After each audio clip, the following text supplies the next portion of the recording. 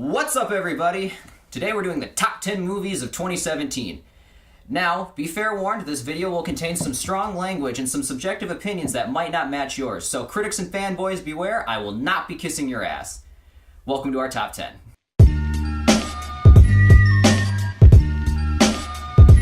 Coming in at number 10 on our list is a movie I didn't really think that I would enjoy. The movie's called Ladybird. Ladybird it's kind of like one of those coming-of-age, adolescent girl type films, but what I really liked about the film was that it never came across as being like douchey or hipster as the way like a lot of coming-of-age or adolescent movies do. It was very fun, it was genuine, I wanted to cry, I laughed, it was a fun movie. The whole movie's kind of edited like a montage. The problem with coming-of-age films sometimes is they spend way too much time at one area. This movie was kind of like no BS, just straight to the point. I really loved it. I can't wait to see what Greta Gerwig does in the future. Great movie. I recommend it to anybody who loves coming-of-age films.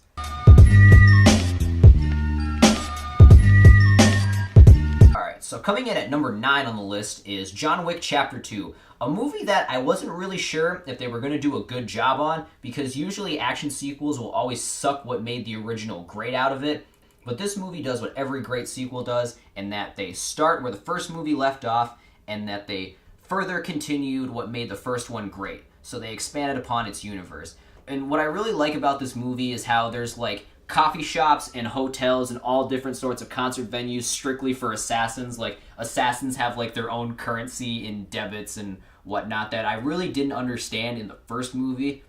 They doubled down on the kill count, they doubled down on the fun, the action, the great kill lines. It's not a movie that's super deep or philosophical by any means, but it's just a good, fun action movie, and I took my mom to it and she fucking loved it.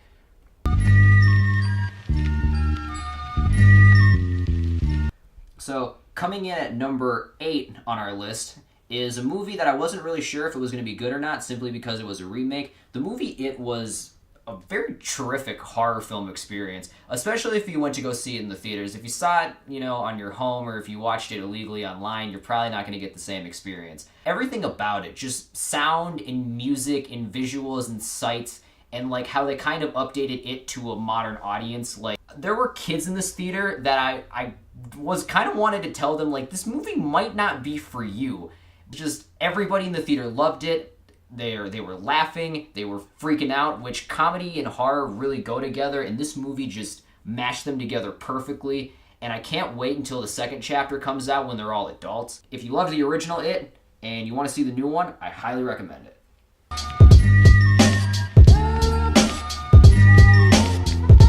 Okay, so coming in at number 7 on this list is a Christopher Nolan masterpiece. Dunkirk was an amazing movie this year. It was a great time. I love the explosive storyline about how there was 3 different parts of this evacuation, and you got to see how these 3 different groups were all affected by the same thing. You never actually see the planes in this movie.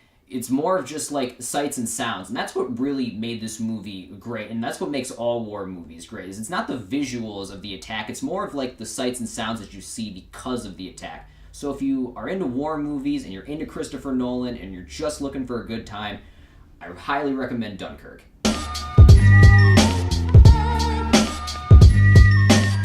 So coming in at number 6 on this list was a movie that I was 100% sure I was going to enjoy, and I 100% enjoyed it.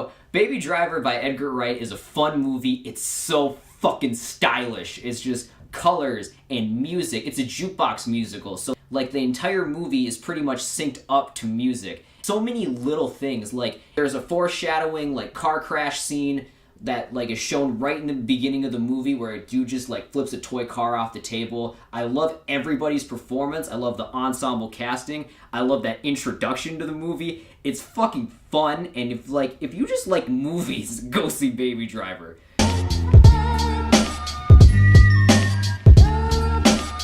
Coming in at the top 5, we have Jordan Peele's Get Out. Now, Jordan Peele is known for Key and Peele, which is a comedy show, and Jordan Peele has been known for comedy pretty much since the early 2000s. This time he decided to do a horror film because comedy and horror are kind of a thin margin apart. It just made sense that Jordan Peele was able to direct a movie like this. They tackled the topic of racism in a way that's kind of never been done.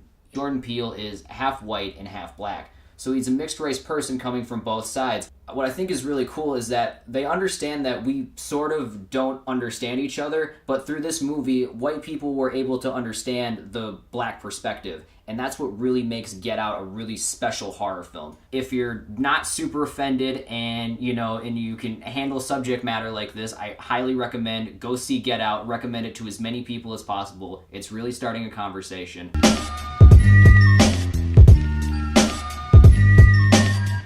Alright, so coming in at number 4 is actually arguably more controversial than Get Out is. The Last Jedi was just a fun cinematic experience for me because I was not a big fan of the last Star Wars movie, as it just felt way too stiff and serious for its own good. This one kind of gave me that classic Star Wars experience that I really wanted. I wanted to laugh. I wanted moments that were super emotional, and I just wanted some good fight scenes and cool cinematography and technology and special effects. Force Awakens was kind of just Episode 4 over again, and Rogue One was just a prequel to something that didn't really need a prequel. When it came to The Last Jedi, we actually went into territory that we had never explored before in Star Wars. So that's just my opinion on Star Wars The Last Jedi. I had a great time, and it was one of my most fun cinema experiences of this year.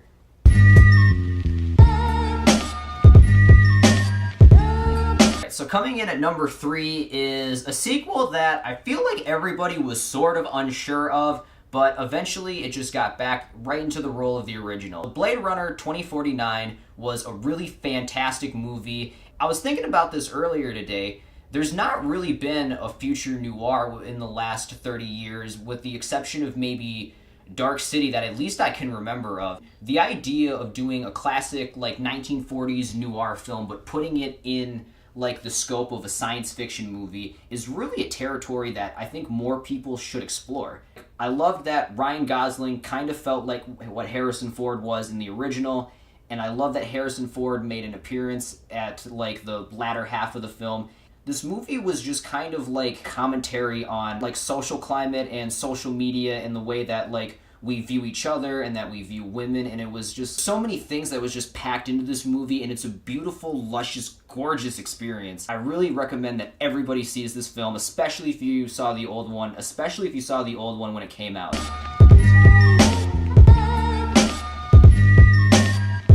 Alright, so coming in at the second spot on our list was a movie that I wasn't really sure was going to be beat this year, and that movie is Logan. Logan was a fantastic movie, not only because it was able to do something that Marvel couldn't do, but kind of lays out the problem for a lot of superhero movies. The simple fact is that superheroes can't get hurt, and most importantly, they can't die. Logan flips all of those expectations by making Logan, or Wolverine in this case, an old man. And through that perspective of an old man, it's almost like you get to see the entire life of a superhero into a new child, almost a daughter to Logan himself. It almost felt more like a Western than it did a superhero movie. The sheer fact that it was able to break a lot of superhero stereotypes, I feel like automatically gives it the second spot on this list, given our current climate of superhero movies. If you haven't seen Logan, go watch it, and if you buy the DVD, watch Logan Noir, because that's awesome.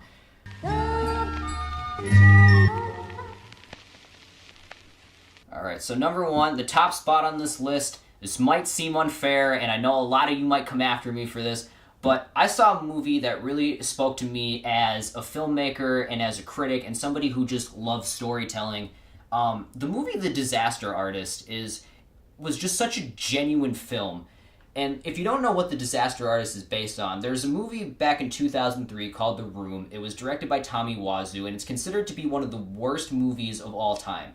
But what I like about The Disaster Artist is it basically takes the worst movie of all time and makes it like a genuine, character-driven, heartfelt story that has a lot of good heart. It's it really stays true to its subject matter. It never condescends or really makes fun of Tommy Wiseau. It's more of just this is Tommy, this is what he was thinking of, and it kind of gives people, it's why do bad movies happen, and why do people continue to make bad movies despite not being aware that you're making a bad film? And that's just what really speaks to me about The Disaster Artist is it like really lets me know that as a filmmaker, even if something is really bad, there are still people out there who will watch it, they will enjoy it, they'll buy t-shirts, they'll go to midnight showings, and it just gives me a lot of hope that you can make something as bad as The Room and you can still come back on top and victorious.